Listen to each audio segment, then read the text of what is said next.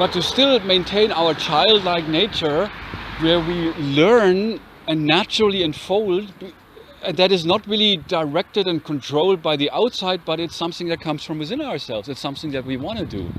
Just imagine how we would revolutionize everything in our school system and our work. Just imagine if people would work and it's something that they want to do. It's something that comes from within them. It's not controlled by some kind of an authority outside of, which regulates our behavior. It's the beginning of a new world, basically, because the old world is really a dying world. I mean, we see what happened, the terrible thing that happened in Paris again. I mean, why do these things happen? And that's the system that we serve that gives rise to those things. And so it's very important also to become aware of that, to take responsibility for that, and to not just blame what we perceive to be the problem outside of us and these people, and we are now on a witch hunt against these people and against ISIS. I mean, these people also have learned that. I mean, if I would have grown up somewhere in the Middle East, somewhere in Syria, or somewhere Afghanistan, or Iraq, Iran, or wherever, you know, children are trained from a very young age on to really hate America, to hate the West. I would have grown up there, or you would have grown up there. We most likely would have developed the same way. And so I think once we become aware of that, we can learn to develop more compassion towards people, and to understand that it's not really the people who are evil, it's the system.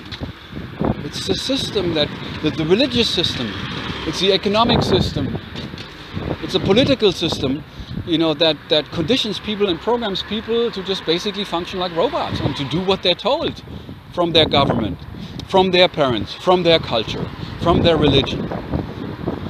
And even to the point where they learn, like, yeah, we need to kill in the name of Allah. Yeah, so be it. And it's a terrible thing, you know, but it shows me really what the problem is. And at the same time also it shows me the way towards the solution.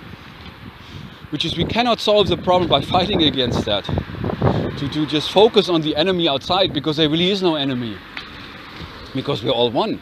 And if we fight something outside of us, first of all, we give this power. And secondly, we create separation between ourselves and that which we perceive to be the problem outside of us. And we all are responsible for that.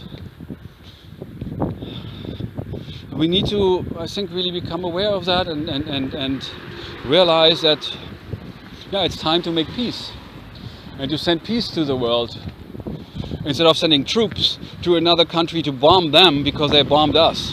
Or I mean, an eye for an eye. Gandhi said, an eye for the eye. An eye for an eye leaves the whole world blind. And somehow it seems that we have been blind to the fact that, yeah, we all have co-created this world and we all are responsible. And as we see that also, that we are responsible, we also realize that we have the power to change it. And we cannot change it by fighting against it. We cannot change it through a revolution. We need to take responsibility that we have all co-created this world exactly the way it is. And we can change it as we change ourselves. We change this world.